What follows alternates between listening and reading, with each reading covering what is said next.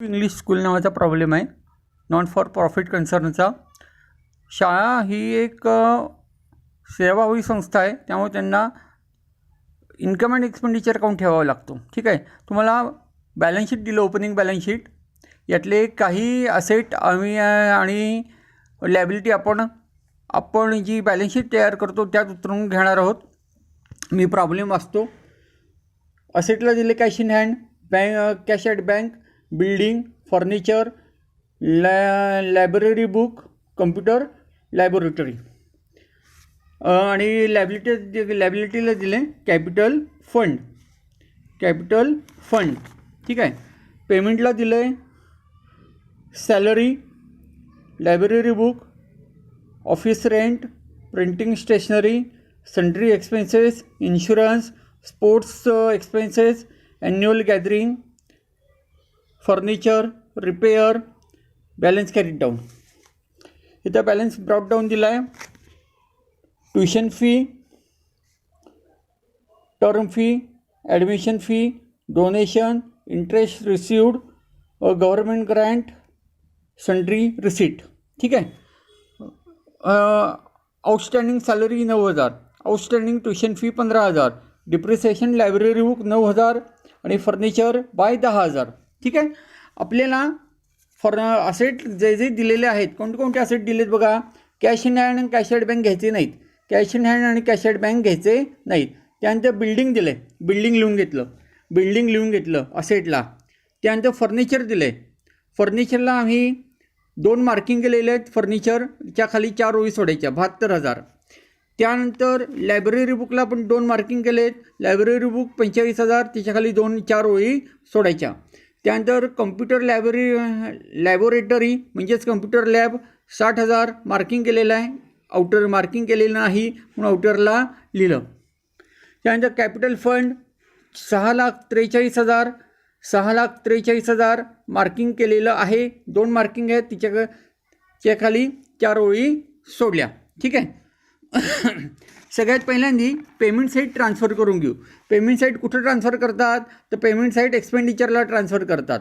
To salary 90,000, office rent 10,000, त्यानंतर books 14,000. Books हे काय आहेत, आपली शाळा आहे म्हणजे बुक्स हे काय आहेत, असेट आहे.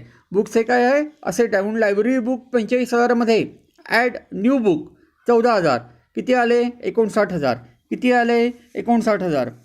त्यानंतर प्रिंटिंग अँड स्टेशनरी, एक्सपेंडिचर अकाउंटला प्रिंटिंग अँड स्टेशनरी 12,000. त्यानंतर इन्शुरन्स 10,200, प्रिंटिंग अँड स्टेशनरी 22,000. त्यानंतर सन्ड्री एक्सपेन्सेस 12,000. त्यानंतर इन्शुरन्स 10,200. त्यानंतर स्पोर्ट्स एक्सपेन्सेस 8,000. त्यानंतर annual gathering expenses 9,000. To repair 15,000.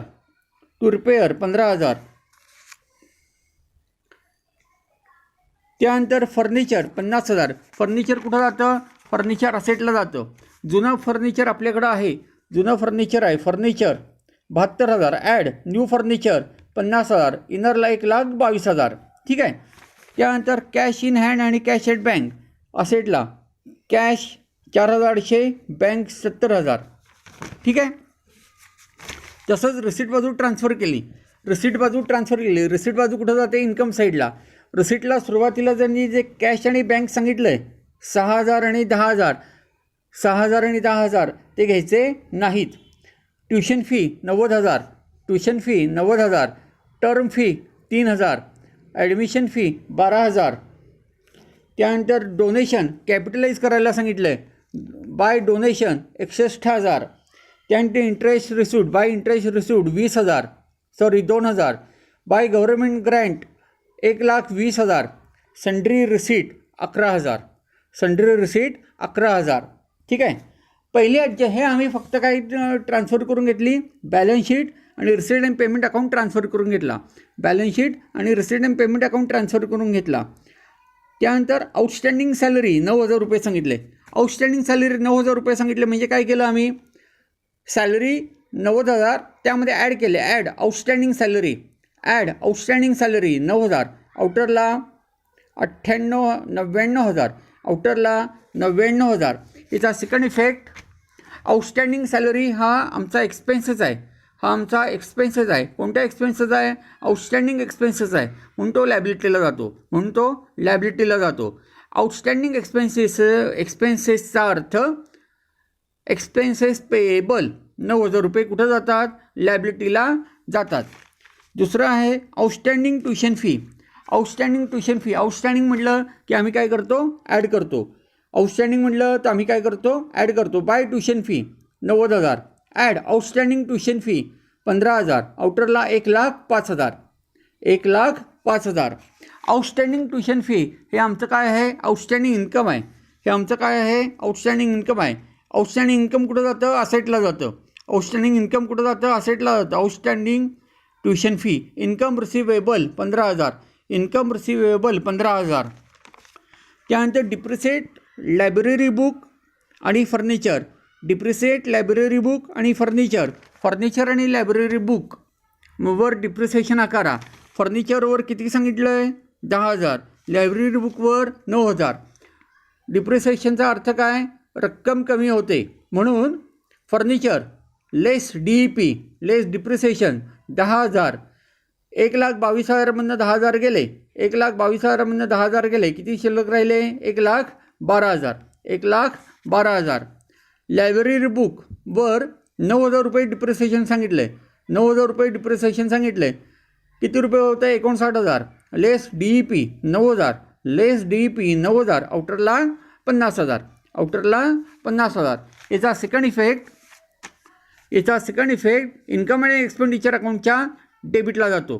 To depreciation on furniture 10,000. Books 9,000. आउटरला 19,000. ठीक आहे. हा आम्ही काय सोडवला? रिसिट अँड पेमेंट ट्रान्सफर केला आणि ॲडजस्टमेंट देखील सोडून झाल्या. आता आपल्याला प्रॉब्लेम टॅली करायचा आहे. प्रॉब्लेम टॅली करण्यासाठी क्रेडिटची बेरीज केली, इन्कम साईडची बेरीज केली. 1,05,000, 12,000, 3,000, 2,000, 1,20,000, 11,000. किती बेरीज आली? 2,53,000. तशीच डेबिटची बेरीज केली 99,000. डेबिटची म्हणजे कोणती?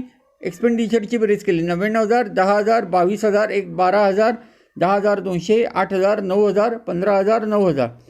किती? 2,04,200. 2,04,200. कोणती बेरीज मोठी आहे? इन्कमची बेरीज मोठी आहे. 2,53,000, 2,53,000. दोन्हीकडे 2,53,000 रुपये लिहिले. फरक किती रुपयाचा पडला? 48,800 रुपयाचा फरक पडला. 48,800 रुपयाचा फरक पडला. हा जो 48,800 रुपयाचा फरक पडला याला टू सरप्लस म्हटलं. 48,800 कंसात transfer to capital. Okay. Liability साईडला कॅपिटल फंडमध्ये आलो. त्यामध्ये ॲड सरप्लस 48,800. आउटरला किती? 7,52,800.